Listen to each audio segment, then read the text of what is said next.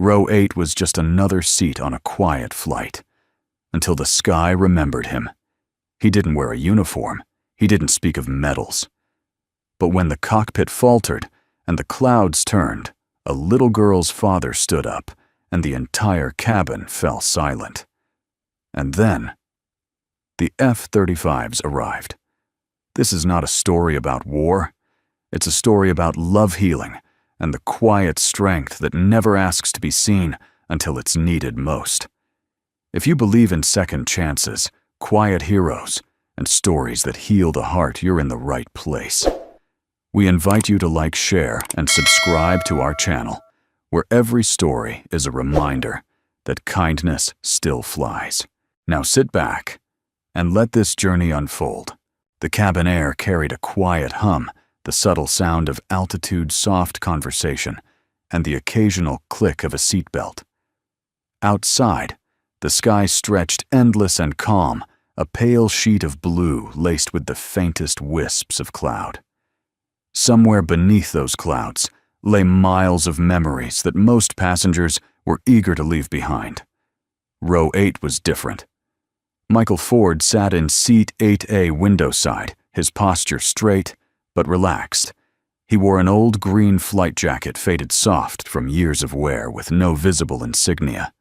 His long chestnut brown hair brushed just past his collar, tucked behind ears that seemed to have heard more than most would ever speak. His eyes deep set, and a quiet blue-gray scanned the clouds outside with the kind of stillness that only came from having once lived through storms far louder than thunder. Next to him sat a little girl, Daisy, age 8, her small frame wrapped in a cozy blanket with cartoon stars. Her eyes mirrored his quiet, thoughtful, too observant for her age. She clutched a small stuffed bunny with one ear half torn and wore a bracelet made from paracord tied around a slim piece of worn metal engraved with trembling letters, "For Dad always come home." On the aisle seat 8C was Dr. Fiona Miller. She had boarded late, apologizing quietly to the flight attendant, her carry-on pressed close to her chest like it held more than clothes. Her uniform was neatly packed away in that bag. Now, in civilian jeans and a cream sweater, she looked less like a military psychologist and more like a woman trying to hold her own heart together. She gave Michael a polite nod as she sat. He returned it with a quiet, "Good afternoon." His voice was low, steady, like something built to anchor in chaos. Their conversation didn't begin immediately. It floated into existence slowly, like music fading in from a distant room. "She's a good traveler," Fiona said, glancing at Daisy. "She's braver than I'll ever be," Michael replied, resting a hand on his daughter's back. Daisy smiled in her sleep as if she understood. There was something in the way he said it. Not proud, not poetic. Just truth spoken plainly. Fiona nodded. "I'm headed to Montana to visit my dad. He was Air Force, passed away last year." Her words fell softly like they didn't want to impose. Michael looked at her then, not with sympathy, but with knowing. "We're going to Montana too," he said. "Same reason. My wife." A beat of silence passed between them, not awkward, just reverent. "I'm sorry," she said. He offered a faint smile. "I used to be." She studied him now, more than the polite glance of a fellow passenger. Something about him, the posture, the restraint, the unshakable calm. It felt less like someone moving on and more like someone holding ground. "You were in the military?" she asked gently. Michael hesitated. His gaze returned to the clouds. "I used to fly," he said. "Just that. No titles, no missions, no bravado." But Fiona had heard answers like that before from men who had no need to explain and too much to relive. Outside, the light shifted across the curve of the plane, and the clouds seemed to part as the sun dipped toward the west. She didn't push further. Instead, she glanced down at the bracelet on Daisy's wrist. "That's paracord," Fiona observed. "Military style. The metal, That's from a dog tag, isn't it? Michael looked down at his daughter's tiny wrist. He gently adjusted the bracelet so it didn't press too hard against her skin. She made it herself, he said softly. Found my old tag and asked what it meant. I told her it meant, come home. So she made sure I'd never forget. Fiona exhaled slowly. She must think the world of you. Michael didn't respond immediately. His jaw flexed slightly. She thinks I can still fly. And can you? Fiona asked, half teasing. Michael turned his eyes, meeting hers for a moment longer this time. The silence held 1,000 unsaid things. Regret, loss, strength, ghosts. Then he smiled just a little. Some things stay with you. They sat in silence for a while. Fiona leaned back, her thoughts drifting.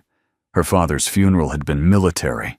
Sharp folded flags, polished boots, a bugle call that still echoed in her chest when the nights were quiet. But what stayed with her most was how few people really saw him. They honored his rank, his medals. But the man behind the stars, the father that was buried deeper. Michael wasn't buried. He was right here, breathing, grieving, and yet whole in a way most broken men never managed to be. He didn't need to wear a uniform to be noticed. Fiona was already noticing. Not the way a woman notices a man, at least not yet. More like a soldier recognizes a fellow survivor. What was your call sign? She asked, suddenly more curious than intrusive. Michael glanced sideways, a quiet flicker in his eyes. He opened his mouth as if to answer, then closed it with a small chuckle. Maybe another day. Fiona grinned. So it's classified. Let's just say it belongs to another life. The seatbelt sign chimed above them. The captain's voice broke through the speakers. Ladies and gentlemen, we're expecting some minor turbulence ahead. Please remain seated with your seatbelts fastened. Outside the window, the clouds were thickening gray now, with shadows that moved like waves. The plane began to hum louder, its wings catching subtle shifts in wind. Michael reached down, adjusted Daisy's blanket, and slid his jacket off. He folded it over her legs and tucked the collar gently beneath her chin. Fiona watched him. Something about his calm. It didn't feel like denial. It felt like command. Silent, composed command. Do you fly commercial often? She asked. Michael smiled without looking up. Only when there's nowhere else to go. Fiona didn't know why that made her chest ache a little, but it did. She looked out the window, watching the horizon begin to blur. She had boarded this plane just hoping for a quiet ride home. Instead, she had taken a seat next to a man whose silence echoed louder than most voices ever could. And though she didn't know his story, yet a small part of her already wanted to. A part that understood broken hearts didn't always stay grounded forever. Sometimes, they just needed someone to sit quietly in row 8. The plane leveled again, its subtle tremor fading into a smoother rhythm, like a heart that had just steadied after a moment of panic. Somewhere above the plains, they continued westward, two strangers, bound not by destination, but by the weight they carried. Michael adjusted Daisy's blanket and gently brushed a strand of hair from her forehead. Her small hand rested on his arm, fingers curled around the cuff of his sleeve, like she knew even in sleep that her world was safest there. Fiona watched the gesture from the corner of her eye. She had seen soldiers cradle the wounded with that same reverence, but this was different. This wasn't survival. This was love. I didn't mean to pry, she said softly, still looking ahead. Michael looked up. You didn't. It's just... I noticed her bracelet, Fiona continued. It reminded me of something I made for my dad once, before he deployed. Michael followed her gaze down to Daisy's wrist, where the paracord and metal tag rested like armor for a little girl's heart. She made it after her mom passed, he said. Didn't want me to fly alone anymore. Said if I wore something she made, I'd always find my way back. Fiona swallowed the sudden lump in her throat. Did it work? He turned back to the window. I'm here. There was a pause. Then Fiona leaned slightly closer. I'm sorry about your wife, she said. Michael nodded. She was strong, not in a loud way, just steady, like a lighthouse you didn't realize you needed until the storm hit. Fiona smiled softly. Sounds like someone I'd like. You would have, he said. She liked people who asked hard questions. I get that a lot. Michael chuckled just enough for Fiona to catch the warmth behind his reserved exterior. He reached into the side pocket of his jacket and pulled out an old photograph. Faded edges. A woman standing in front of a porch swing, sunlight catching her brown hair, her arm wrapped around a younger Daisy. Fiona took it gently. She's beautiful, she said. And she had your eyes. Michael looked down. That's what Daisy says too. They sat there for a moment, letting memory wrap around them like a blanket neither wanted to shake off. Fiona handed the photo back. I used to think losing someone meant you'd eventually forget the pain. But sometimes I think grief just finds a quieter place to live. Michael didn't speak for a long moment. Then he said, I never wanted Daisy to see me broken, but I couldn't pretend I wasn't. You didn't have to, Fiona said. Kids know. They always know. A beat. Michael looked at her now more openly. You're not just flying home, are you? Fiona blinked, caught off guard. No, she said. I'm not. She took a breath. My dad was a general, 4 stars. But at home, he was just Dad. He kept every drawing I ever made. Called me Scout. He used to say I had a radar for truth. Michael's brow lifted slightly. Sounds like a good man. He was, she said. But he wasn't perfect. None of us are. He buried things from his service. Buried them so deep, I didn't find them until after he was gone. You mean, emotionally? Michael asked. She nodded. And physically. I found letters, photos, stuff from missions I didn't even know he was part of. She paused, and then I realized. The way he sat at the dinner table in silence, the way he stared out windows too long. It all made sense. Michael didn't say anything. He didn't need to. Fiona turned to him. I think that's why I became a psychologist. I wanted to help people before they started staring through glass. Michael's lips curled into the faintest smile. And here you are, he said. Row 8, diagnosing strangers in flight. She laughed softly. I'm off duty, are you? He asked gently. Fiona tilted her head. Maybe not. Daisy stirred slightly in her sleep, murmuring something unintelligible. Michael reached for her water bottle, unscrewed the cap, and held it out in case she woke. She dreams about her mom sometimes, he said. Used to wake up crying every night. Now, just holds that bunny and sighs. Fiona looked down at the stuffed bunny in Daisy's arms. One ear was taped with a small band-aid. Michael followed her gaze. She said it makes the bunny stronger, like scars. Fiona blinked, suddenly overwhelmed. She's right, she whispered. That's exactly what they are. Michael nodded slowly. I've got a few of my own. Fiona glanced down at his hands. The scars weren't obvious, but they were there. A line along the knuckle, a faded burn near the thumb, hands that had gripped more than yokes and throttle levers, hands that had held life and loss equally. Do you ever miss it? She asked. Michael raised an eyebrow. Flying, she clarified. He looked away for a moment, then every time I close my eyes. Fiona waited, but not for the reasons people think he continued. Not the speed, not the power. It's the silence. That moment when you break through the clouds and everything below disappears. Up there, it's just you, the machine, and the sky. He turned to her, and for a few minutes, nothing hurts. Fiona didn't speak. She just listened. Really listened. Michael looked down again at Daisy. But she's my sky now, and I don't want to miss a second of it. Fiona smiled through the welling emotion in her eyes. I think your daughter gave you a better cockpit, she said. Michael nodded slowly. She brought me back down. Safely. The plane shifted again as it began its gradual descent. Fiona sat back in her seat, still thinking about everything unsaid between them. She could feel it the way two people with quiet hearts start to orbit each other. Not out of romance, not yet. Out of recognition. And maybe hope. The first tremor came like a whisper, a faint jolt, barely more than a shrug of the plane's aluminum body. Most passengers didn't notice. Some barely looked up from their magazines and screens.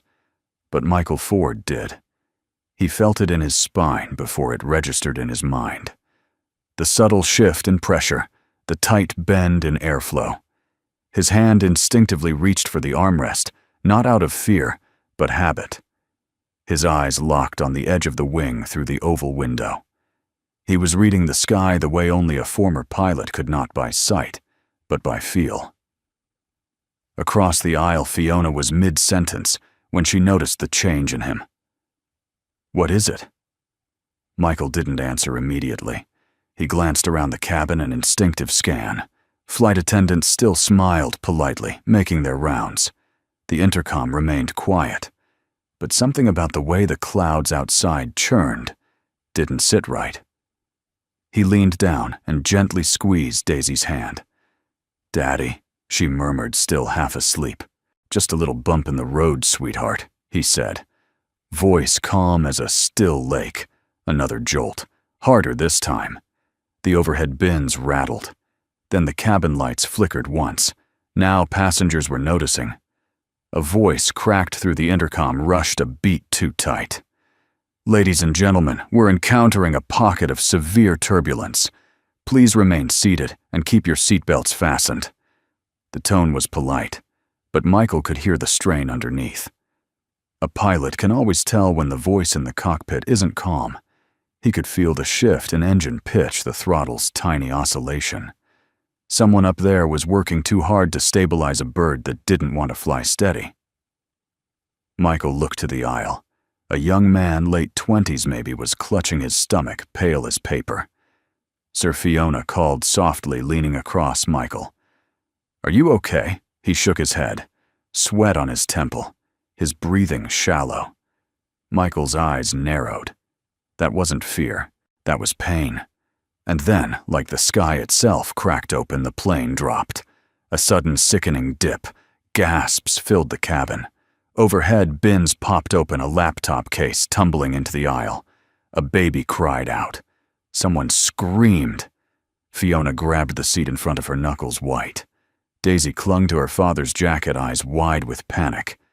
But Michael, he didn't flinch. He pulled Daisy into his arms, wrapped her close to his chest, and whispered in her ear, with the same steadiness he used to speak to his wingman before a drop into hostile airspace. I'm right here, sweetheart. You hold on to me, and the sky will settle. His words weren't loud, but in that moment, they were the only ones that mattered. Across the aisle, the sick man groaned louder. Fiona unbuckled despite the shaking and reached for him. I'm a doctor, she told the flight attendant, hurrying down the aisle. Military psychologist. He's going into distress. The flight attendant nodded, frantic. We have a defibrillator. But no, not heart. It's his gut, Fiona said quickly. Possible ulcer rupture or severe gastritis. He needs oxygen and to lie flat. Michael was already up. Let me help, he said. The flight attendant blinked. Sir, please, we can't allow. But her voice faded when she met his eyes. Not forceful, not demanding, just certain. The kind of certainty people obey before they even know why.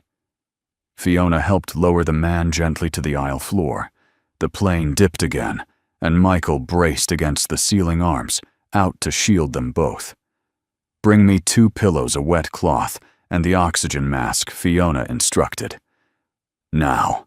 The turbulence continued, but Michael had moved past it. He wasn't in a passenger cabin anymore. He was back in the air where chaos was home, and calm had to be built moment by moment.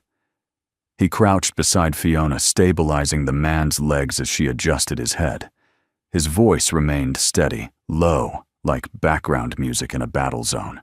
"You're okay. You're not alone." The man blinked through tears. "Hurts. I was flying to propose. Didn't tell her yet." Michael placed a hand on his shoulder. "Then you hold on. You've got something to land for." Daisy, still in her seat, had curled into the blanket, watching her father with awe. He wasn't flying a plane, but somehow he was still saving people. The turbulence began to ease. The wings leveled. The pilot's voice returned steadier this time. "We're past the worst of it, folks. Thank you for your patience." Fiona exhaled, shoulders slumping. The man was stable for now, though still in pain. "Michael," she said quietly, "that was—" She didn't finish. She didn't need to. He helped lift the man onto a makeshift cot of jackets in the galley. Then he returned to row 8. As he sat, Daisy reached for his hand. "Daddy," she asked softly. "Yes, love." "You make the sky stop shaking," Michael smiled. "No. But I can make you feel safe when it does." She nodded and rested her head against his chest. A few rows behind them, an older woman dabbed her eyes with a tissue. She had served as a military nurse in Vietnam, and she'd just watched a man become a rock for the cabin, the same way her husband once had. She whispered to her neighbor, "That man used to fly. You can tell. The way he moves, he used to command the sky." Fiona sat back in her seat, shaken in the best kind of way, because the turbulence had passed, but something inside her had shifted for good. She glanced sideways at Michael, now holding Daisy, his eyes closed, chest rising in calm rhythm. "Who are you?" she thought. And somewhere between silence and steady breathing, she started to wonder, was it possible? To fall for someone without ever seeing them fly. The cabin was quieter now. The turbulence had passed, but the aftershock still lingered in the eyes of the passengers, like ripples in water, long after the stone had sunk. Most had resumed their seats, with the kind of humility that only fear could teach. Conversations were hushed. Screens turned off. For once, strangers looked at each other as people, not passengers. Michael sat back in 8A, his jacket back on Daisy's lap, his eyes on the floor ahead, though he wasn't really seeing it. His posture remained calm, but his mind hadn't landed. Not yet. Fiona leaned over. That was something back there. Michael offered only a faint nod. "You ever consider going back into emergency response?" she asked. He smiled, just barely. "I've already lived a few lifetimes' worth." She studied him for a moment.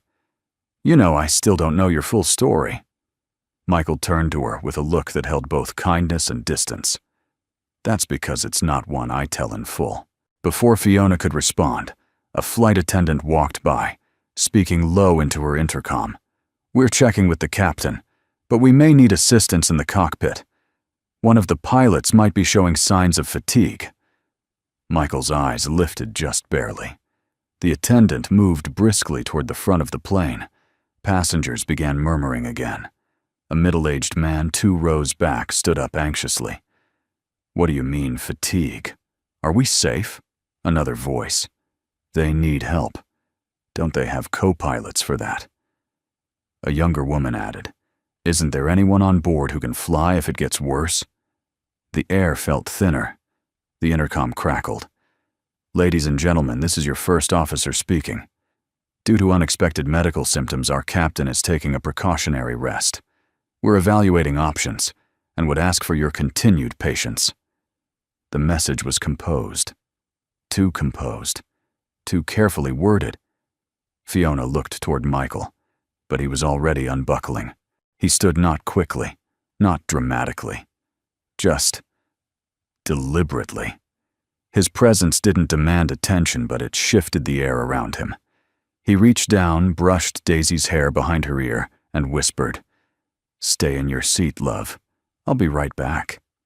Daisy looked up at him with total trust. No fear.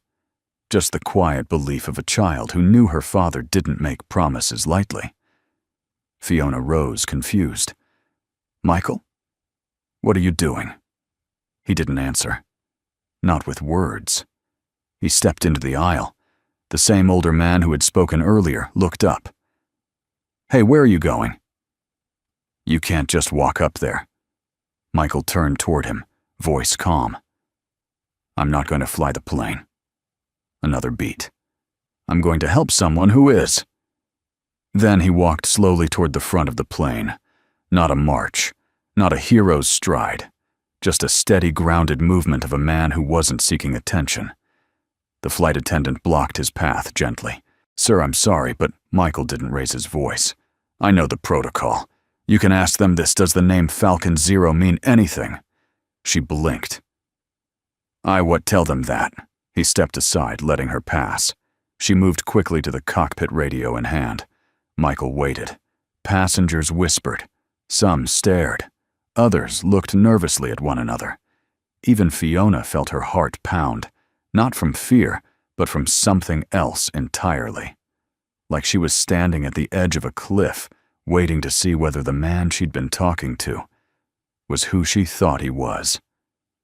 The flight attendant returned. Her expression had changed. She stepped back.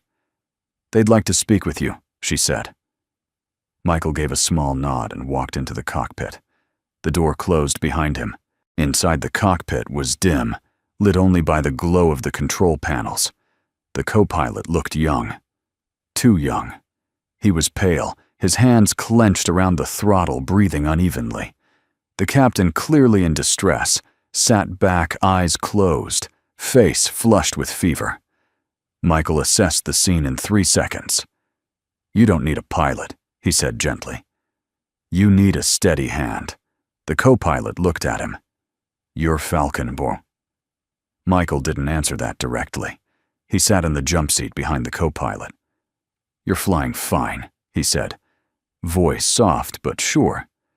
"But your plane's talking to you, and you're not listening." The co-pilot blinked. "What?" Michael pointed. "You're holding the yoke too tight. That's why she's leaning left. Let go. Trust her." The young man did. The aircraft leveled instantly. Michael nodded. "Good. Now ease off throttle by 1 tick. Keep altitude with trim. No need to fight the wind, feel it." It was like watching an orchestra being conducted by someone who didn't need to stand center stage. The co-pilot's breathing slowed. The captain's eyes half-lidded managed a whisper. "You're still terrifyingly calm." Michael chuckled. "It's just sky. It doesn't know fear." "Why should we?" 10 minutes later, Michael stepped back into the cabin. No announcement was made. No applause. But something had changed. Passengers didn't speak, but they watched him. Not with curiosity. With reverence. He returned to row 8. Fiona looked at him this time, not as a fellow passenger, but as something else. "You didn't fly it," she said. "Nope. You didn't need to, did you?" Michael looked down at Daisy, who reached for his hand without even waking. "I just reminded the sky who it was dealing with." Fiona's heart skipped, not from the words, but the way he said them. Not boastful, just true. He sat back, closed his eyes, and somewhere between the clouds and the quiet, something ancient and honorable settled again into stillness. It began with a glance, not a loud word, not a dramatic outburst, just a quiet moment when the teenager in row 9 looked over her shoulder and whispered to her mother, "Mom, did you see that man?" The one who walked to the cockpit. Her mother nodded, unsure whether to hush her daughter or admit she too had noticed. By the time Michael had buckled back into Seat 8A, the whisper had reached row 10, and by the time Fiona turned to look at him, It had reached the back of the plane. No one said his name, not because they didn't want to, but because they didn't know it. What they did know, however, was that someone had stood up when no one else did. Someone had walked forward when the air was heavy with uncertainty. And now that someone was sitting calmly beside a sleeping child, as if the sky hadn't just bent to his presence. Falcon 0. The words came quietly from a man 3 rows behind. He wasn't speaking to anyone in particular, just thinking out loud. Remembering something maybe. Or testing a name he hadn't heard in years. Fiona heard it. Her eyes flicked to Michael's profile. Still. Composed. Unbothered. "You never told me," she said gently.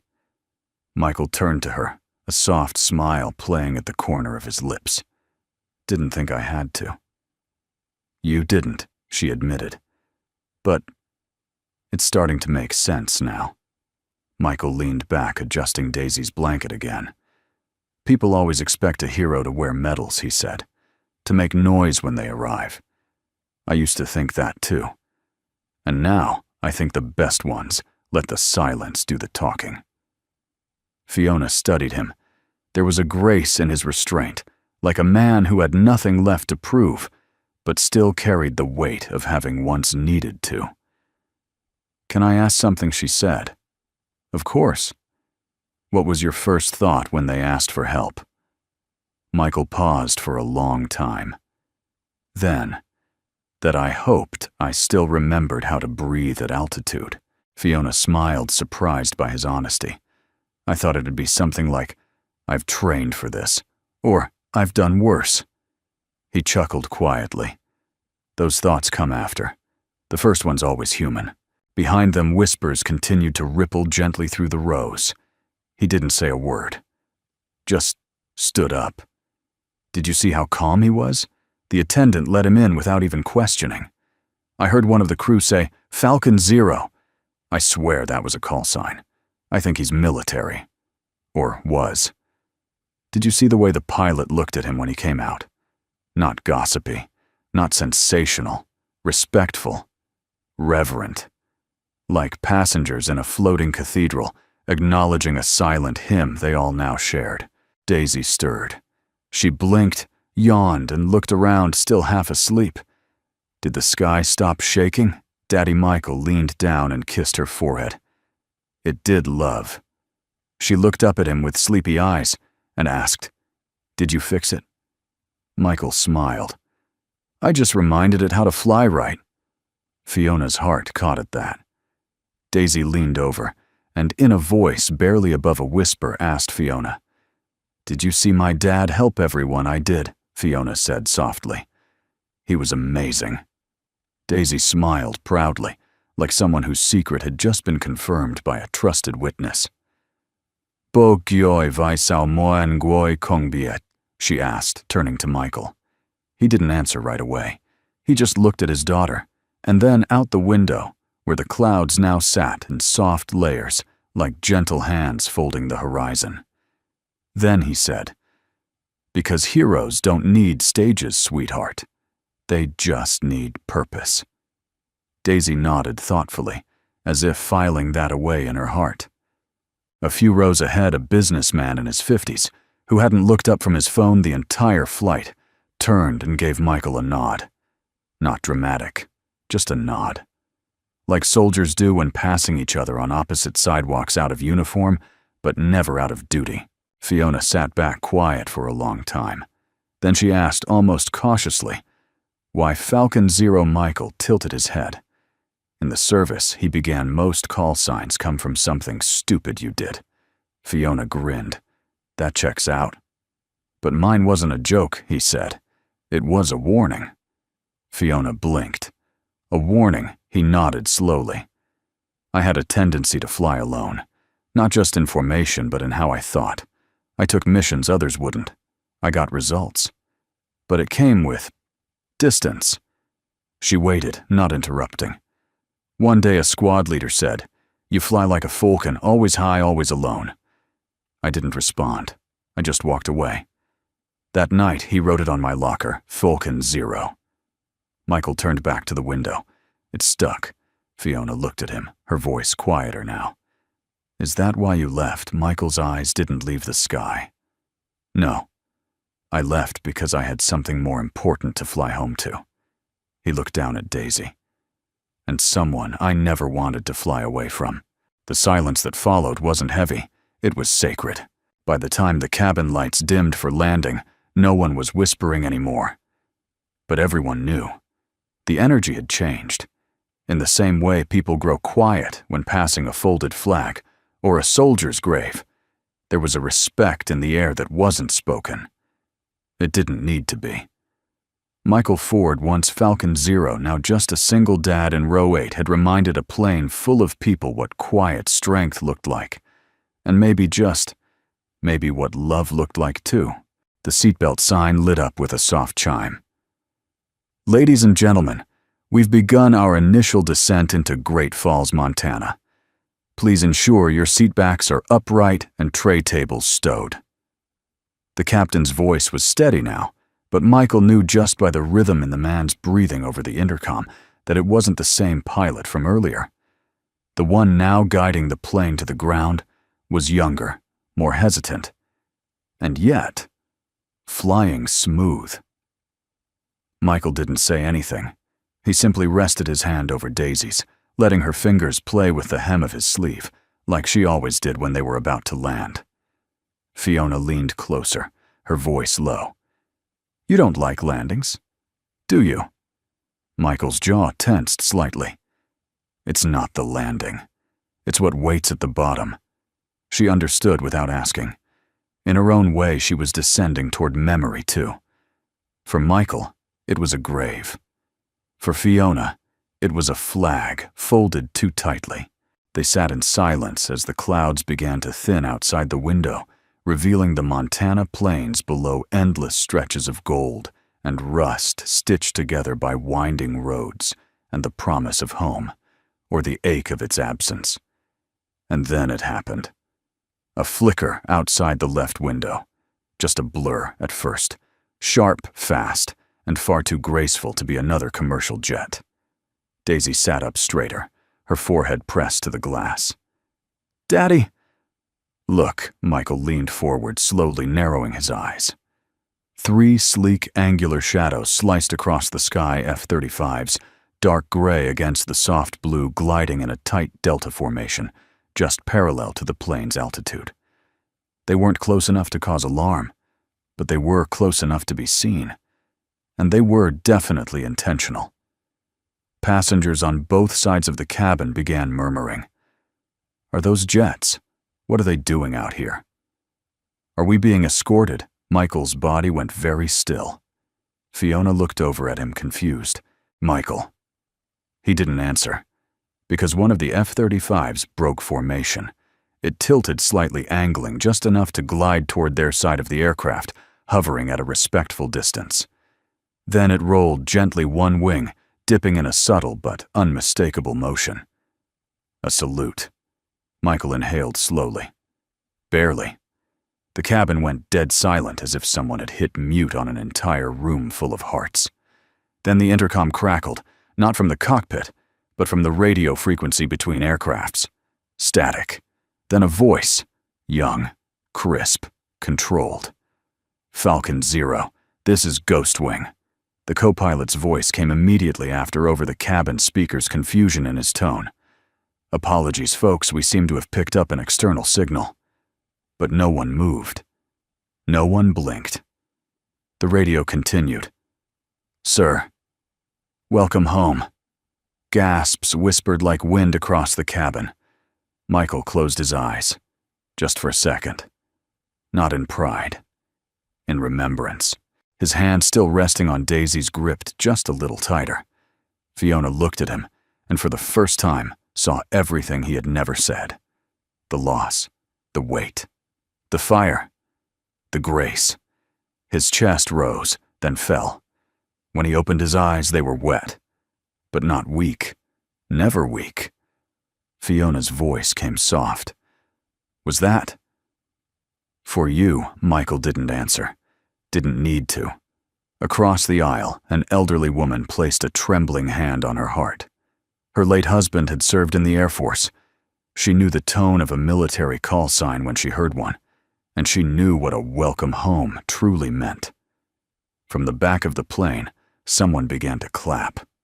Once, twice, then a few more. It wasn't loud. It wasn't viral. It wasn't a movie scene. It was real. One by one, passengers turned their heads not just toward Michael, but toward something far deeper than him. Toward the quiet honor of a man who had once owned the sky and never demanded it remember. Michael gave a slight nod toward the window. Just one. The F-35 dipped one final wing, then peeled away with seamless grace, disappearing into the clouds. Fiona whispered, "Did they know where you were?" On this flight, Michael wiped the corner of his eye with a knuckle. Some units track call signs, for old time's sake. Most days it doesn't mean anything. But today she asked. He looked at her, a quiet smile in his eyes. Today I think it meant goodbye. Fiona understood. It wasn't just a welcome home. It was a silent thank you from a generation of pilots who had heard the stories. About the one who flew alone, about Falcon 0. Daisy leaned into her father's side, not saying anything, but gripping his hand like she wanted to anchor him to earth forever. Michael kissed the top of her head. "I'm not going anywhere," he whispered. Outside, the plane began its final descent. But inside, the moment would stay suspended just above the clouds forever. The plane touched down with a soft thud and a gentle exhale of hydraulics. No dramatic drop, no bounce. Just a landing smooth, intentional, almost reverent. As if the sky itself knew who it had just carried and wanted to honor his return with grace. Passengers remained unusually quiet, even as the wheels rolled to a steady stop. Fiona glanced sideways at Michael, expecting some hint of relief, but he was still. Not frozen, not stiff, just present, like someone who had returned from somewhere far deeper than 35,000 feet. Daisy stretched in her seat, blinking the sleep from her eyes. "Did we land already?" she asked, rubbing her face. Michael smiled, brushing her bangs to the side. "We did, little bird. You slept through a lot of flying." Daisy looked out the window, searching. "Where's the fighter jets?" Michael paused. "They already said goodbye." Fiona watched him as he adjusted his daughter's jacket gently, guiding her arms into the sleeves. He moved like a man who had learned to appreciate every small moment. Every zipper pulled, every tiny hand held. The intercom came on. "Ladies and gentlemen, welcome to Great Falls. For those continuing to Helena, we'll begin boarding shortly at Gate 7. For the rest, we thank you for flying with us. Please remain seated until the seatbelt sign is off." Click. Michael was already unbuckling, but not rushing. Never rushing. He lifted their bag from the overhead bin and handed Daisy her bunny. The little girl clutched it tightly, then turned to Fiona. "Are you coming with us?" Fiona blinked, caught off guard. I hadn't planned on it." Daisy looked confused. "But I thought we were going to get pancakes," Michael chuckled softly. "She's persistent." Fiona smiled. "She's persuasive." They filed out slowly with the other passengers. People turned to Michael as they passed him in the aisle. Not to speak, just to look. One woman in her 60s rested her hand on his arm and simply said, "Thank you." Another, a man with silver hair and a cane, saluted quietly. No words, just connection. Michael nodded once in return. No more. Outside the gate, the airport felt smaller than expected. Just a hallway of windows, vending machines, and families reuniting. Fiona followed them as if on autopilot, realizing only after a few steps that she hadn't decided where she was going next. They stopped near the luggage carousel. Michael placed their single duffel bag at his feet and reached into his coat pocket, pulling out something small and silver. A dog tag. Not worn. Carried. He handed it to Daisy. She took it with both hands like it was made of crystal. "Do you want me to wear it again?" she asked. "Not today," he said. "Today you just hold it." Fiona stepped closer, lowering her voice. "You could have let them recognize you. Taken the credit. Let people know who you were." Michael looked at her, kind, but firm. "They don't need to know who I was," he said. "I'd rather they see who I'm trying to be." She nodded slowly. "That's rare." Michael gave a small shrug. "So is peace." Just then, Daisy tugged on Fiona's sleeve. "Are you still sad about your dad?" the girl asked plainly. Fiona blinked, surprised. "Yes, sometimes." "Do you want to come with us to say hi to Mommy? Daddy always brings lavender." Michael glanced at Fiona. He didn't speak, didn't ask. The invitation was hers to accept or decline, but Daisy was already reaching for her hand. And Fiona accepted. They drove in a quiet rental car, one that smelled faintly of pine and plastic. Michael took the long way through back roads wrapped in autumn leaves. Montana stretched out around them wide and gold and full of memory. Daisy hummed in the back seat, playing with her bunny. Fiona sat in the passenger seat, unsure if it was the road or the company that made her feel like she was being carried home. When they arrived, the cemetery was empty. Just rows of headstones, soft wind, and the distant sound of birds. Michael took Daisy's hand, then turned to Fiona. "You don't have to come all the way," he said gently. "I want to," she replied. They walked together to a small grave marked with a simple stone. No fancy quotes, just a name, a date, and the words she loved without fear. Michael knelt down and placed a bouquet of lavender at the base. Then, from his coat pocket, he took out a folded piece of paper. He didn't read it aloud, just laid it gently on the flowers. Fiona stood beside him still, watching, feeling. Daisy touched the stone with her fingers, then whispered, "We brought someone new." "Mommy." Fiona blinked hard, her throat tightening. Michael rose and stood next to her. He didn't speak, but after a moment, Fiona said softly, "She must have been something." Michael looked toward the sky. "She still is." They drove back in silence, but it wasn't empty.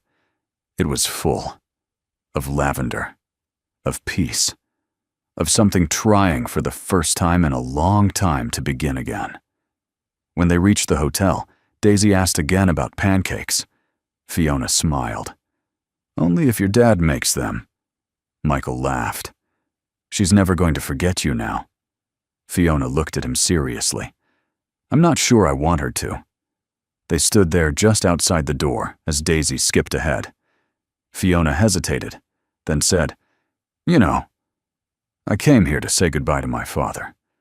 But I think I'm starting to understand what he meant when he said the best pilots don't fly for glory." Michael looked at her. Really looked. "What do they fly for?" he asked. She smiled, eyes soft. "To find a safe place to land." And in that moment between wind and dusk, something unspoken passed between them. Not a promise. Not yet. But the beginning of one. The sky above the cemetery was a soft gray. Not somber, not heavy, just quiet. Like a wool blanket pulled gently over the shoulders of the day. The kind of sky that knew not to speak too loudly where names were carved into stone. Michael Ford stood at the edge of a familiar patch of earth, his daughter Daisy holding tightly to his hand. Fiona stood beside them, her eyes scanning the rows of headstones, as if reading the stories they no longer told aloud. It wasn't her first military cemetery, but it was the first time she had been invited into someone else's. Michael knelt. With both hands, he set down a small bouquet of fresh lavender, the kind that grew behind the diner he used to take his wife to on weekends before deployments. Lavender. For her peace. Then came the letter, folded neatly sealed with no name on the front. He laid it beside the flowers and stared at it for a long moment. No tears. No trembling. Just presence. Fiona watched in stillness. She'd counseled dozens of veterans, seen men scream into headstones, sob into dirt, collapse in silence. But what Michael did now was different. He offered his grief. He didn't collapse into it. As if, even now, he was still flying just lower, just closer to the ground. Fiona took a step closer. Her voice was gentle. "Can I ask what the letter says?" Michael didn't look away from the grave. "I told her we landed safely." A long silence followed. Not awkward. Sacred. Then he stood. Slowly. Reverently. Dusting off his knees. She always said the hardest part wasn't the danger, he continued. It was the wondering. Waiting. Hoping I'd come home in one piece. He looked down at the headstone. "So I promised I'd never say goodbye with radio silence." Fiona's chest tightened. Her voice barely made it out. She was lucky. Michael gave a soft nod. "I was luckier." Daisy stepped forward, then her little fingers holding a second item. A small drawing-colored crayon on folded paper. She placed it beneath the lavender. Fiona crouched beside her. "What did you draw?" Daisy whispered. "Mommy's house in the sky, with a garden and a bird." Fiona's breath caught. "What kind of bird?" "A falcon," Daisy said. Fiona glanced at Michael. He didn't react, not outwardly, but his eyes shimmered. They turned to leave. But as they stepped back toward the gravel path, Fiona caught movement at the edge of the field. A man. Elderly. Mid-70s maybe. Dressed in a dark overcoat and wearing an old tan military hat. He stood beneath a tree, not approaching, not intruding, just standing, watching. And then as Michael turned to look, the man raised his hand, 2 fingers to the brow, a formal exact salute, not casual, military regulation. Michael paused, hand tightening slightly around Daisy's. He nodded once and returned the salute. Fiona whispered, "Do you know him?" Michael's answer came slow. "No." "But he knew you," she said. Michael exhaled. "Some things travel farther than radio waves." The man at the tree held his salute a moment longer, then lowered his hand and turned away, disappearing into the rows. They drove in silence for a while until Daisy spoke. "Was he a soldier?" Michael nodded. "Yes." "Did he know?" "Mommy no love." He knew the sky. Later that afternoon, back at the small cabin they'd rented for the night, Fiona found herself on the porch, staring out at the wild Montana horizon. It was the kind of view that made you forget what year it was, what war had ended, what loss you carried. She heard the door open behind her. Michael stepped out carrying 2 mugs of coffee. He handed her one, then sat beside her on the wooden bench. Daisy's laughter could be heard faintly from inside, playing with the bunny, humming quietly. Fiona took a sip. "You didn't have to invite me." Michael looked out toward the fields. "You didn't have to stay." She turned to him. "But I'm glad I did." He nodded. "Me too." A long pause. Then Fiona asked, "Do you ever wonder if they can hear us?" "The ones we've lost." Michael didn't answer right away. "Then I don't know if they hear us. But I think, when we speak softly enough, something in the air shifts, like the wind leans in." She smiled faintly. "You talk like a poet. I talk like a man who's run out of noise." Inside, Daisy ran to the window. "Daddy, come look." They both stood and walked inside. On the kitchen table, Daisy had laid out her crayons and was pointing proudly at her newest drawing. A big blue sky, a tiny house floating on clouds, and 2 birds flying side by side, 1 falcon, 1 dove. Fiona knelt beside her. "Who's the dove?" Daisy beamed. "You." Fiona's throat tightened. Michael watched from the doorway, something soft and unreadable in his eyes. She looked up at him, and he at last said something she hadn't expected. I think the sky's making room for someone new." Fiona stood. "Do you miss flying?" Michael walked over, looking at the drawing. "No," he said. "I just needed to remember why I came down." The kitchen smelled like vanilla and warm maple syrup. Morning sunlight streamed through the window, painting gold across the wooden floor and casting soft shadows on the stack of pancakes sizzling in the pan. Michael stood at the stove in a worn gray t-shirt, whisk in one hand, spatula in the other, humming something faintly under his breath, a habit he'd picked up during long nights putting Daisy to sleep. At the table, Daisy sat with her bunny on her lap, tongue sticking out slightly in concentration as she carefully folded a sheet of paper into thirds. Across from her, Fiona sipped coffee from a ceramic mug, her hair loosely tied back, eyes crinkled in soft amusement. "What are you working on over there, Miss Daisy?" she asked. Daisy looked up proud. "A letter." "For Mommy." Fiona blinked. "Oh, I write one every month," Daisy said simply, as if that were the most normal thing in the world. "Daddy says it's good to tell her things, even if she can't write back." Fiona glanced toward Michael. He didn't turn around, but she saw the pause in his shoulders. "What does this one say?" Fiona asked gently. Daisy looked down at her letter, whispering as she read aloud. "Dear Mommy, I miss you, but I'm okay. Daddy still makes pancakes too brown sometimes, but it's okay because he tries really hard. I made a new friend. Her name is Fiona. She's very smart and kind. I think you would like her." Fiona felt her heart stutter. Michael flipped a pancake and kept his back turned. Daisy continued. "I told Fiona about our garden and about the bunny. She said it's strong because of its scars. I think Daddy is like that too." She looked up. "Do you think Mommy would agree?" Fiona didn't trust her voice, so she nodded. Michael turned, then setting down a plate stacked high with pancakes, his expression unreadable, but his eyes softer than she'd ever seen. "She'd more than agree," he said. Daisy grinned. "Then I'll add that to the letter." Later that afternoon, they sat outside on a wooden bench in the backyard of the small cabin.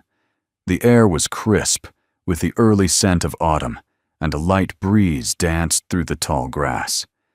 Daisy sat between them, coloring.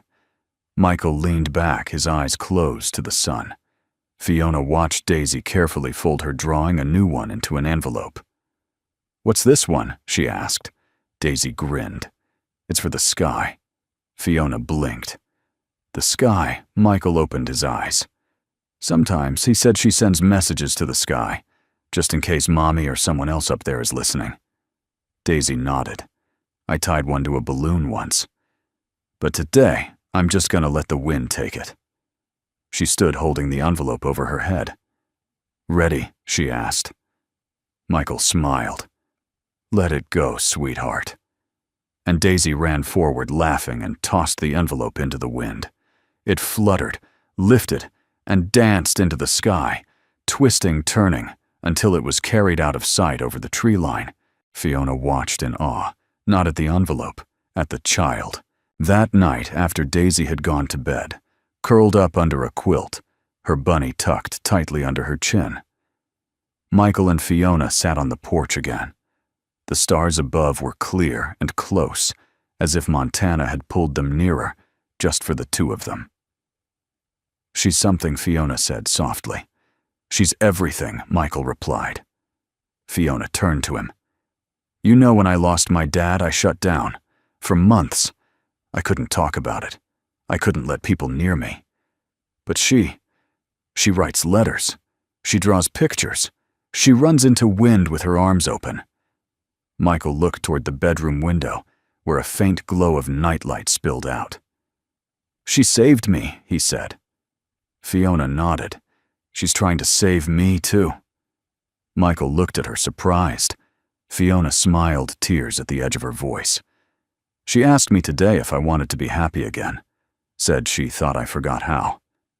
Michael didn't answer. He didn't need to. He just reached over and gently took her hand. They sat like that for a long time, not speaking, not rushing, just staying. Like grounded souls who had finally found someone worth standing still for. The next morning, Fiona found something taped to her overnight bag. It was a drawing. Crayon and love. 3 stick figures, 1 tall man, 1 woman with curly hair, and a small girl with a bunny. Underneath it read, "New team." Fiona held it against her chest and smiled. And for the first time in a long time, the ache in her heart didn't hurt. It just glowed. The riverside trail curved gently beneath the canopy of golden aspens, their leaves shimmering like small, trembling coins in the early evening breeze. The gravel crunched beneath Michael's boots as he walked slowly beside Fiona, each step quiet, deliberate, not from hesitation, but from presence. Daisy had stayed at the cabin with the elderly neighbor who lived next door. She insisted she'd be fine with her bunny, her drawing book, and 1 pancake for dinner, please. So now it was just the 2 of them. No war stories, no missions, no skies to conquer. Only the path, the wind, and 2 people learning how to stand still. Fiona glanced at Michael as they walked. "You always move like that," she said. "Like what?" "Like the ground might shift if you don't respect it." Michael smiled faintly. "Old habit. From flying, from crashing." She looked at him. "You don't seem like the kind of man who crashes." Michael stopped walking for a moment, eyes on the water. The current was soft, more of a sigh than a flow. "I've flown into more storms than I can count," he said. "But none of them shook me like watching her fade." Fiona didn't interrupt. She was the calm he added. The one place I could land, even when the world was noise. His voice didn't break, but something behind it did. Fiona stepped closer, not to fix, but to stay. "I get it," she said. "When my dad died, I thought losing him was the hardest part. But the silence that came after, that's what really hurt." Michael turned toward her, his voice low. And now she shrugged slightly. "Now I talk to the silence. And sometimes it answers." Michael chuckled just once. "That sounds like something Daisy would say." "She's wise. She's brave," he corrected. Fiona looked at him. "And you're learning to be." They continued walking until they reached a small wooden bench, tucked between 2 trees that overlooked the river. They sat side by side, close, but not touching. For a while they didn't speak. The silence was good. Clean.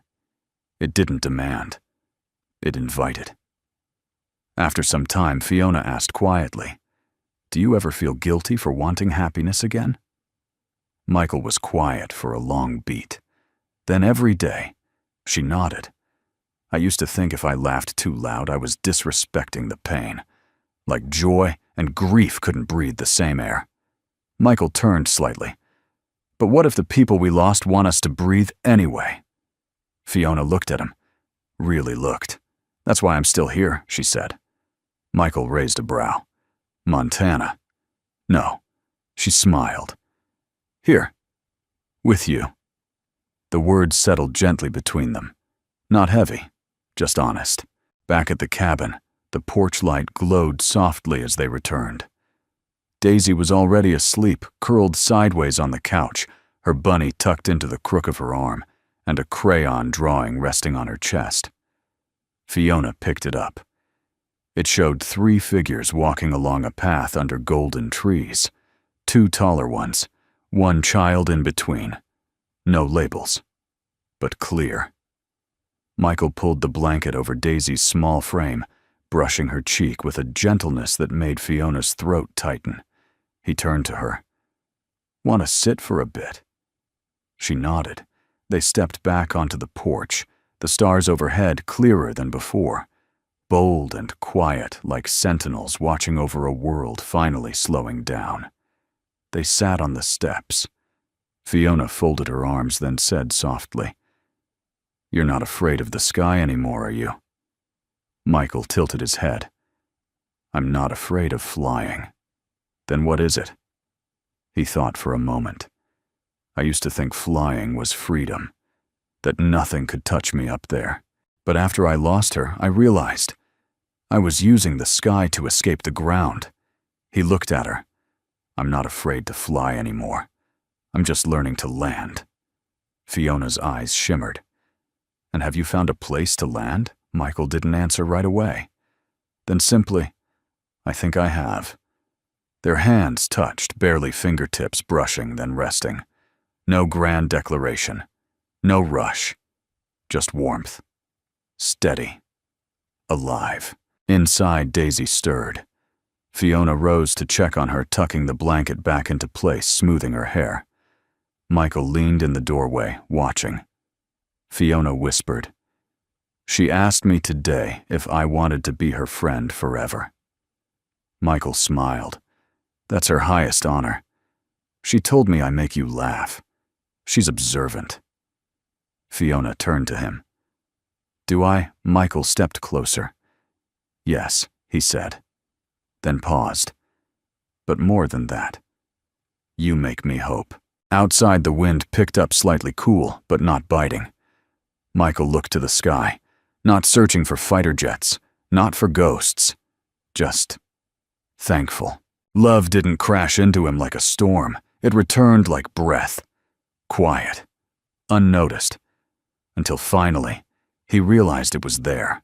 The morning came soft and slow. No alarms, no orders, no roaring engines overhead. Just birdsong drifting through an open window, the smell of pancakes warming in the pan, and the laughter of a little girl chasing a paper kite across the tall grass outside. Michael stood at the porch, railing coffee mug in hand, watching Daisy run barefoot through the field behind the cabin. The kite, shaped like a falcon, dipped and soared above her, held aloft by nothing more than string wind and belief. He smiled. Not the old smile, the one he used to wear like a uniform, polite, but distant. This was different. Real. Fiona stepped out beside him, holding a second mug, her hair still tousled from sleep, her sweatshirt bearing a fading logo from her Air Force days. She's getting good at that, she said, nodding toward Daisy. She always believed it could fly, Michael replied. She just needed the right wind. Fiona looked at him. Sound familiar? He chuckled. Too familiar. They sipped in silence for a moment, watching the sky. No jets, no salute, just blue. Pure and unclaimed. Fiona spoke softly. You ever miss it? Michael didn't look away. The sky, she nodded. I miss the clarity, he said. Up there, everything has a rule. Every motion has purpose. Down here, it's messier. Softer. He turned to her. But I think I like soft. Fiona smiled. Took you long enough. They stood quietly again, the kind of quiet you only share with someone who knows the weight of your silence. Then Daisy called out, waving the kite string above her head. Daddy. It's flying so high, Michael raised a hand. I see it. Love, Fiona leaned in. You know what I've realized. What she's not just yours anymore. Michael raised a brow. She's ours. He didn't speak, just reached for her hand, held it, firm, warm, present. Later that day, the three of them worked in the back garden, a small square of soil Michael had cleared near the porch. Daisy had insisted on sunflowers, and Fiona had brought packets of lavender seeds from a local market. Michael knelt in the dirt, carefully spacing the seeds, with the kind of precision only former pilots and overprotective fathers mastered. You know, Fiona said you're really not that different from gardening. He looked up, amused. I'm listening. Well, she grinned. You're quiet, a little stubborn, and you only bloom when the ground feels safe. He laughed, a full, open laugh that caught Daisy's attention and made her giggle just hearing it. Fiona stood, brushing dirt from her hands. You ever think about what comes next? Michael looked around the yard, at the porch swing, at the garden. At the drawing Daisy had taped to the kitchen window this morning, the one labeled Us, I think he said for the first time in a long while, "I don't need to know." Fiona stepped closer. "So you're not flying solo anymore?" Michael looked at her, his voice barely above a whisper. "Not since you." That evening they sat on the hill behind the cabin, where the grass rolled like waves and the sky stretched endlessly above them. Daisy was lying on her back, pointing out imaginary constellations. "That one's a bunny," she said. Michael squinted. "Looks more like a banana." Fiona laughed. "He's clearly not qualified for star duty." Michael laid back beside them. He took a deep breath. Let it out. For years he had lived between altitudes never quite grounded, never fully gone. Flying had become both his armor and his escape. But now, he was no longer Falcon Zero. He was just Michael. Just Dad. Just a man who had finally allowed the wind to carry him back down, not because he was tired, but because he was ready. The next morning, as they packed up the car to head back into town, Daisy tugged at Michael's jacket. "Daddy." "Yeah, love, I think Mommy would be happy." He knelt. "About what? About you smiling again." Michael's throat tightened. He looked into his daughter's eyes, so full of truth, of grace, far beyond her years, and nodded. "She would," he said. Then he kissed her forehead, and together they climbed into the car, where Fiona waited with a quiet, knowing smile. As the cabin faded behind them, the road stretched ahead like a ribbon of hope, winding toward new memories yet to be made. And as the morning light broke across the dashboard, Michael whispered mostly to himself, but loud enough for her to hear. "I used to live to fly." He paused. Fiona looked at him. He finished. "Now I fly to live." And somewhere in the sky above them, a falcon soared, unseen but not forgotten. Just at rest. Doi jaila fan loi keo goi tuong tak kuoi videodan chokan gia juok viet bangtieng, anhvoi van fongtinte, nin hang, truyen kam hung jungtin, tan chua land vaket noi kuaken, soul moment story. Fu hop, voi joy tuong kan gia trong, nien va lon tuoi tren YouTube. Before you go, we'd love to know. Where are you watching from? Drop us a comment and let us know your city, your story, or just say hello. This channel is more than just stories. It's a quiet community where hearts connect. And if this story touched you in any way, consider subscribing to our channel, where every video is a gentle reminder that kindness still matters and love always finds its way home. Thank you so much for spending your time with us today. Until next time, stay kind, stay hopeful, and may your heart always have a soft place to land.